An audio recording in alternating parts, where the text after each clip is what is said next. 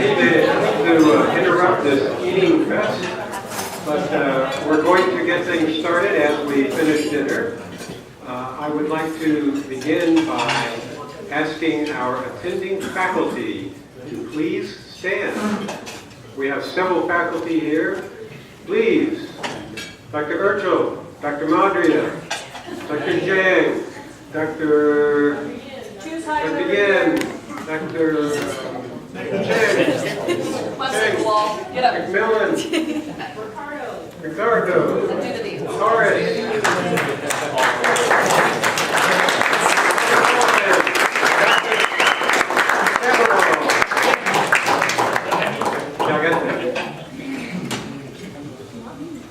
Great, thank you. And I'd like to introduce our great leader, Dr. Das. He's going to introduce our guest. Good evening. So on behalf of the Computer Science Department and Visual SMT, I welcome you all. This is my first CS Award Banquet over here. I joined SMT in September 2013. So everybody tells me that I was in my honeymoon period. So I'm excused for any mistake that I do until probably next fall. But nevertheless, we are very pleased that all of you are here. All the students, congratulations on getting all the awards, scholarships. And tonight, of course, we had the research poster presentation by undergraduate and graduate students. And all the awards for those research posters will be surprised till it is announced. And we hope that this is the first time we are doing a computer science specific research poster competition. At the university, we have graduate research day, undergraduate research day. We hope that next time it will be even much more well participated. So spread the word. We want to develop a culture of excellence in terms of research, teaching, engagement of the students, faculty, computer science academy members, and advisors. All the advisors who are here, thank you very much for your support. And we'll have an advisory board meeting tomorrow. We have one academy member, John Babich, is also here. He flew from California to attend this year's banquet. So we are really honored to have all of you over here. So it's my distinct pleasure now to introduce Professor Matt Mutka, Chair of the Computer Science and Engineering Department at Michigan State University. I have known Professor Mutka for about probably 20 years or so. We have met in conferences. We work in similar research areas. What I did not know, when I was told that in April we had the award banquet and we were to look for a speaker. So earlier in the year, or maybe December time, I was looking for speakers and all. And for whatever reason, suddenly Professor Mutka's name came into my mind. What I did not know that he graduated from University of Missouri at Provo. And he is really SMT now. So what could be better than that? We have an alum sitting over here. Only thing he made a mistake. He graduated from the electrical engineering department instead of computer science. But he basically rectified that by being the chair of the computer science and engineering department.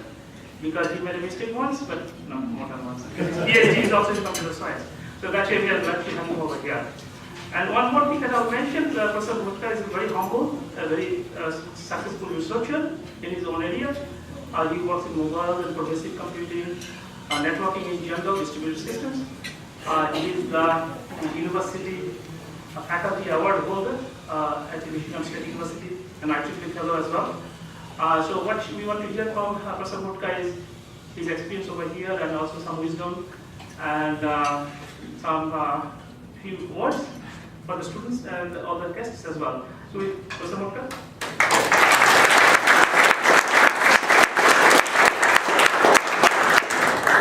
Well, thank you so much for that very kind welcome. Wisdom is going to be challenged, especially if you talk to my daughter at all, thinking that you're going to get some wisdom out of me. I think that being here at any of us, see the poster contest, and I just think it's a great time to be a computer scientist. I mean, this is I can't think of a better time than to actually be in this field and move on and have these challenges that you have that you can work in this. So you you should be proud of yourself, and this is what you chose. And if you're not a computer science in the audience, at least it's also nice to be friends with computer science. Happy about that. But it is my very great pleasure. It's a very honor to be asked to come here. I really enjoy these type of events to celebrate the accomplishments of students. So students in this case who study computer science. I really do want to thank Professor Sanjay Das for this invitation. As I said, I've known him for quite some time. And over the years, I've seen him. I know we've met in Shanghai. I've met him in Hong Kong. I've seen him in Italy.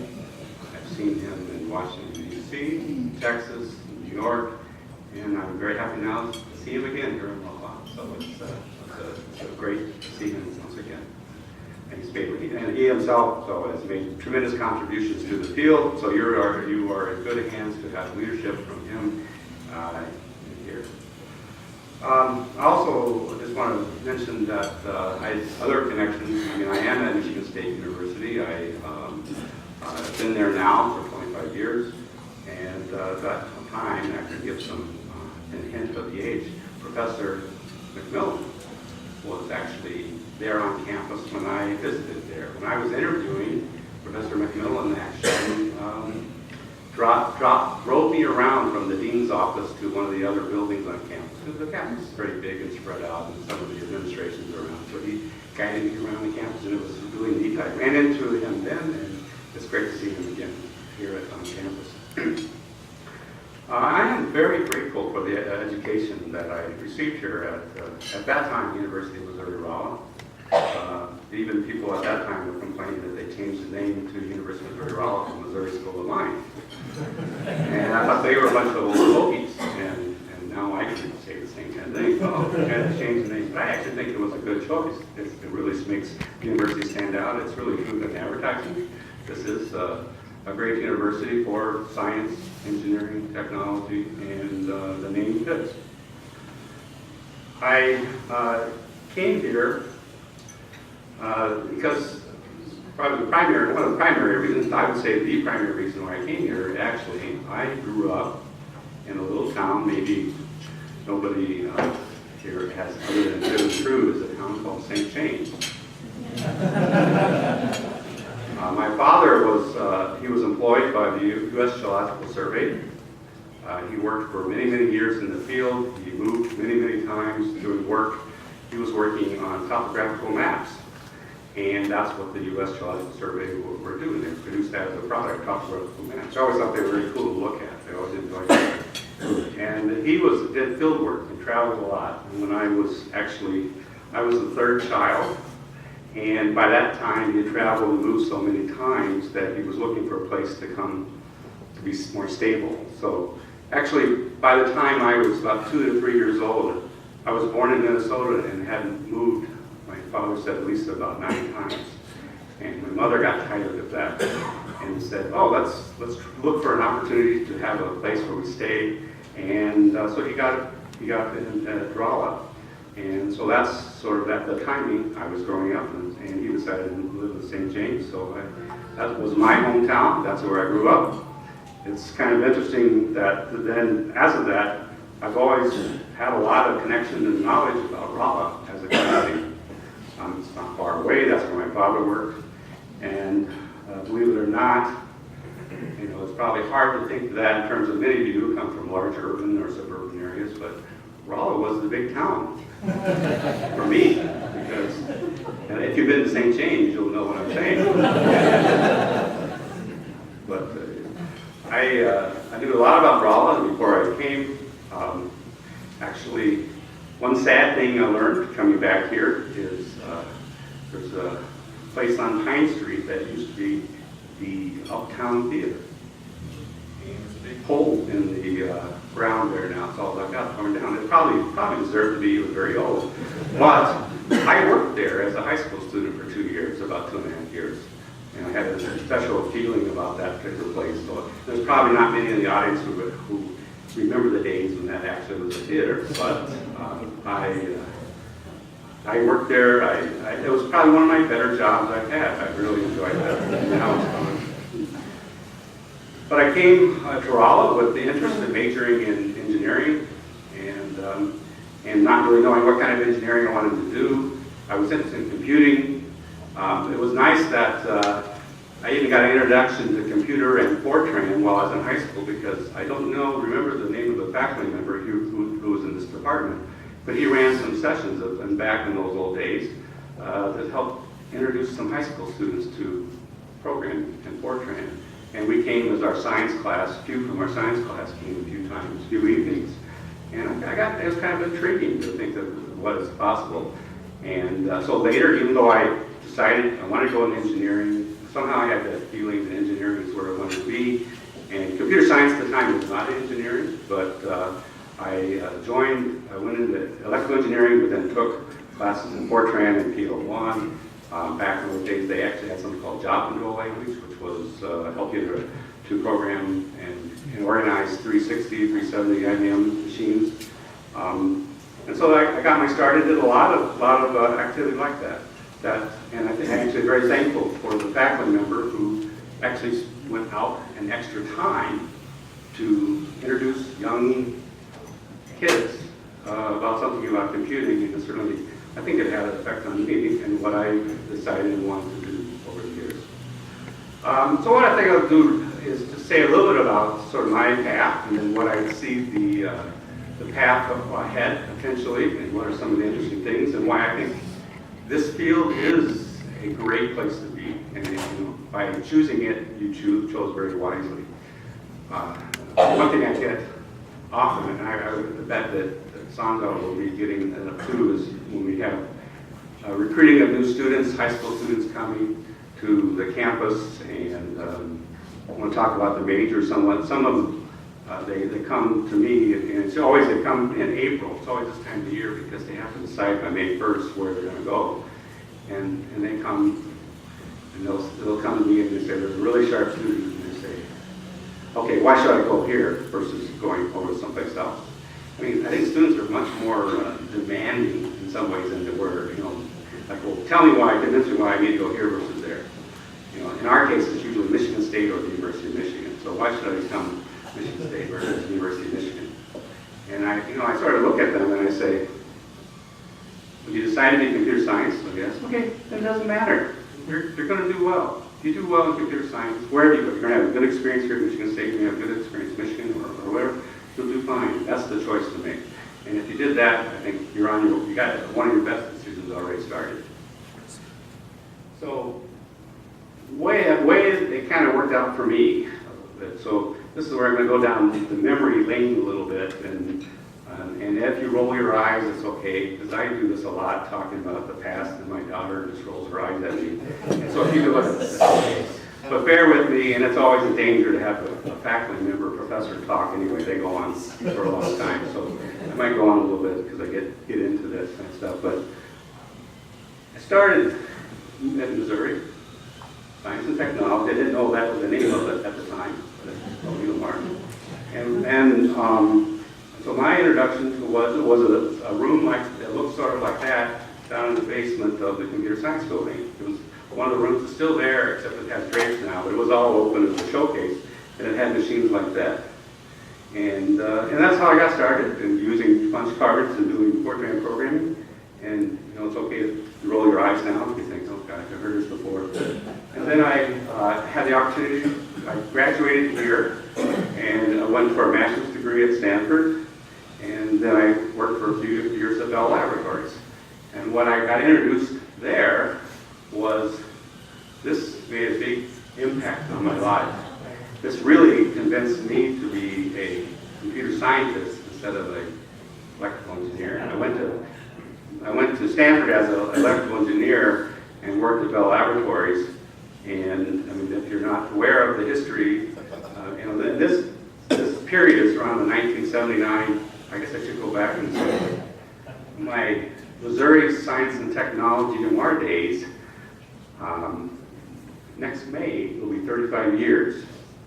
I graduated 35 years ago next May, so a month from now, about 35 years ago, and that's what the world looked like with the mainframes. And then the years after, the year after, during the years of 1980 to 83, 84, I was at Stanford at Bell Laboratories, and Bell Laboratories was known for introducing Unix. It came in the late 60s, but they didn't even publish the first paper about Unix until about 75, 76 in the Bell Labs Technical Journal. And I was there shortly after that, and got used to that, and introduced to this language called C, and I really made a big impact. And then after I went back and said I got to get into computer science, the next opportunity is try to go for a PhD. I had this always interest in the University of Wisconsin-Madison as a place to be and to live. And what really made a difference upon me there then, and going back into computer science, was that the world has again changed again. This is like early 80s to mid 80s. We, I hope that before then, when I was at Bell Labs, we used PDP-11 and VAX computers, mini computers. And we ran Unix on them and C as the way we did programming. And then when I went to Wisconsin-Madison, the big change was we could actually have desktop machines that weren't as powerful as those PDP-11s. They're actually called VAX stations, so they're even more powerful. And as a graduate student, I actually got one on my own desk. And it actually very much influenced in my research direction completely about the way I went about doing it. What was great about it at that time, so that's in the early 80s, that's also when Phil Joy took the Unix from the days of AT&T and made this version called Berkeley Unix. And what's cool about that is then that became part of every distribution went to all the universities and included TCP/IP. So now all universities, right when I was there, right at that time when I started at Wisconsin, you were on the internet. We were widely using the internet back right when I joined Wisconsin-Madison, and it affected basically everything that anybody had ever followed afterwards. But that's when I was there, that became about, and then I joined Michigan State in 1989. So that's been there nearly 25 years, started the fall of 1989, so that's 25 years. And what happened 25 years ago?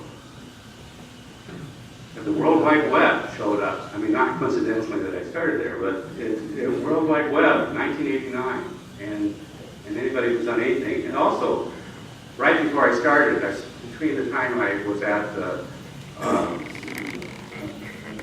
Wisconsin and went to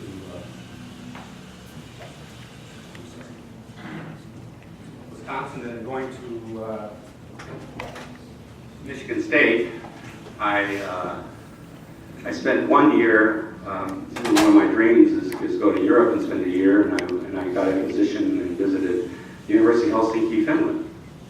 And so that was in 1988-89, and right after that, there's this guy named Linus Torvalds, in the very early 90s, started Linux, which has affected everybody, many things.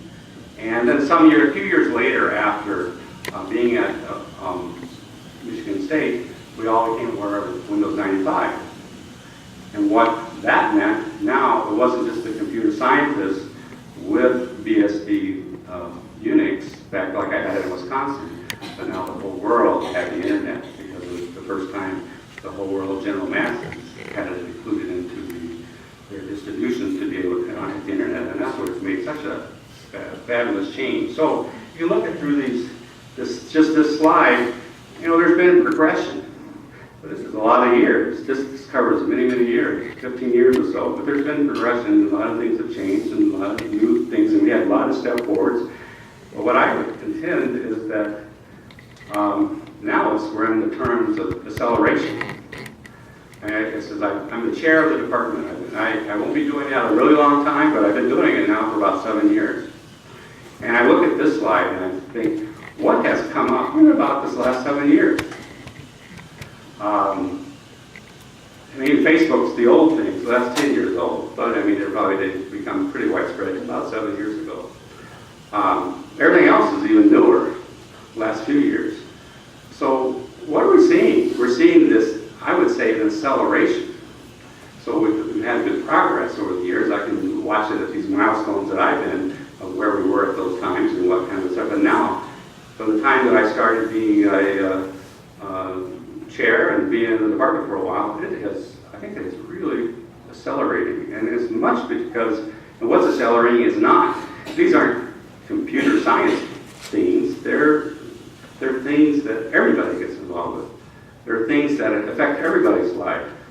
And these are just some snippets that mostly within the social network, but there's a lot of different areas, which now, because of the computer infrastructure that's there, because of what has computer scientists like yourself have been building over the years, now we can put together these services quickly. If you got a great idea, now you can transform this into something that can actually really make big changes and do great things, based because of what computer science has done. Most, also having worked with others, but that's what it is. So I would say, I like this quote, that what has really changed, and I can see over the years that I've been involved with it, that computing is not just about computers anymore.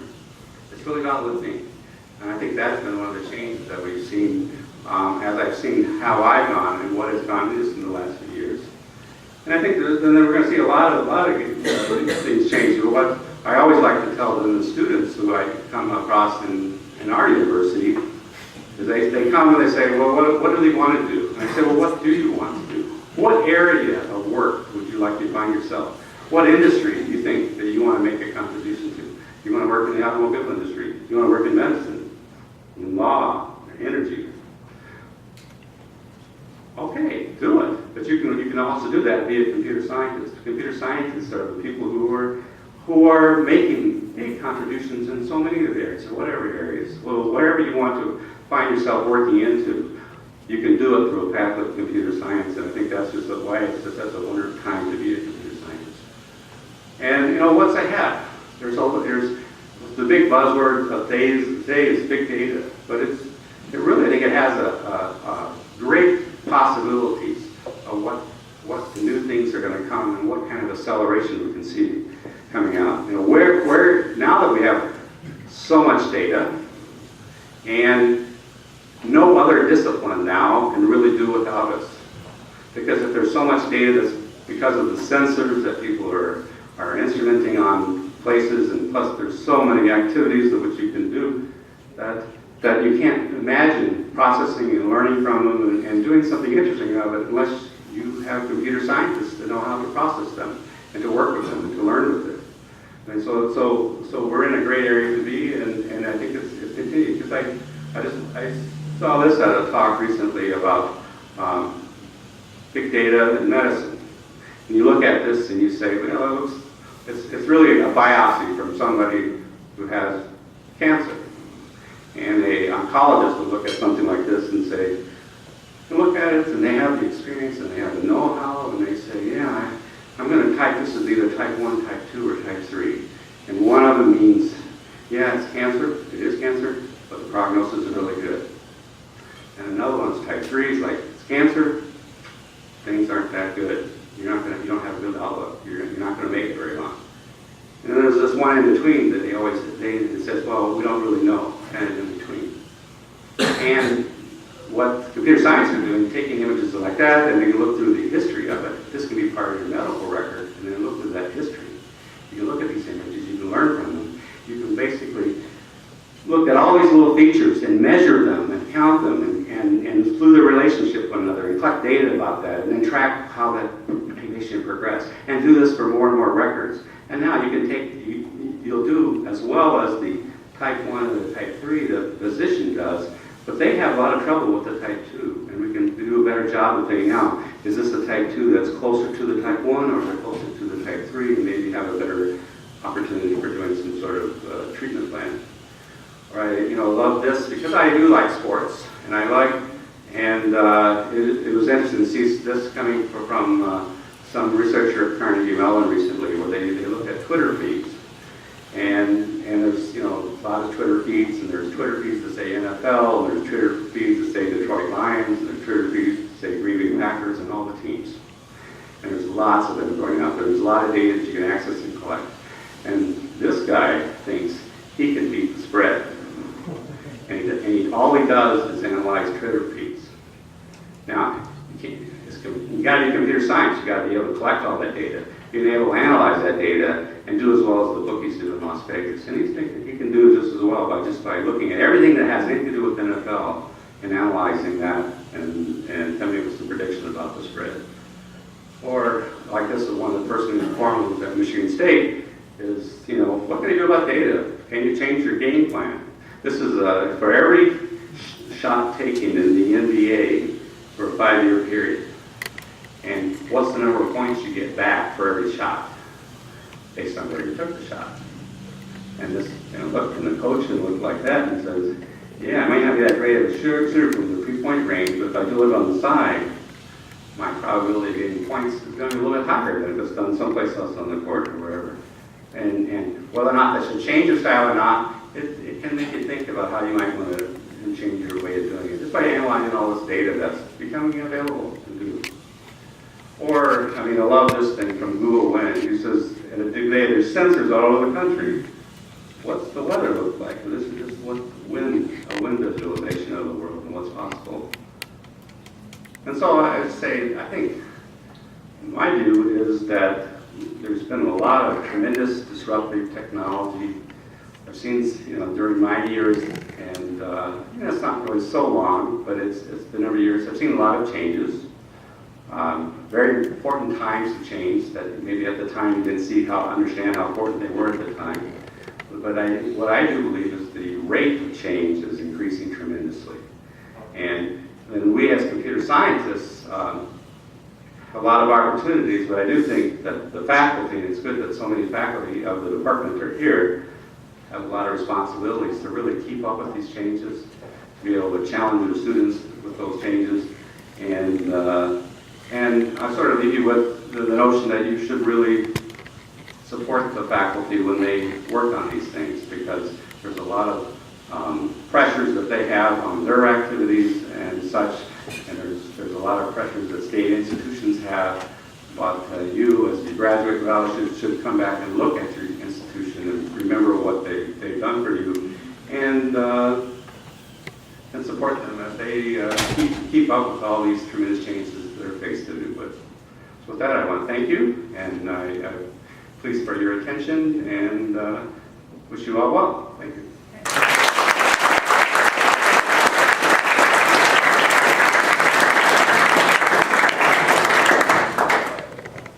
So if you have any questions for the speaker, he's willing to take 2 minutes to answer. Students?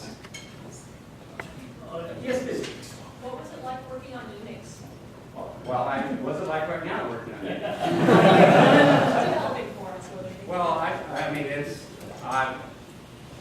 I did that after working on IBM 360 and job control language, and I thought it was just bad, because that world was very hard to crack for me. I didn't really get a good, I didn't quite feel like I had my hands around it. And with Unix, it was much simpler. It was a much, sort of, to me, a much more natural way to think about computing, and so it became a great step forward. Plus, I didn't have to use, punch cards anymore. Do you see the disruptive pace continuing like it is, or accelerating? Because you flash up all those companies and it's remarkable. What do you see going? A flexible company, whatever, to me, is, and they're all a few years old. They're not very old, right? And so, what I often would say when I talk about the students is, yeah, there's all these companies like that you're familiar now, and these students. I would also say I had that one slide, and I showed a slide sort of like that to a bunch of 8th graders. Because the 8th grade, my daughter at that time, a few years ago, was an 8th grader, and so they invited me to come, and I said, okay, I'm going to talk about this. I showed that slide, and I asked each of those, and I said, you know what you talk? And he knew every one of them. Yeah, that's true. He knew every one of them. And I always think that if I was to come back 5, 6, 7 years, or somebody else like this comes up here 7 years from now, they could have a whole set of slides up there of things you feel are very much integrated into your life, and we don't know what they are yet, but they will be done. Thank you, Matt, for such a fascinating talk.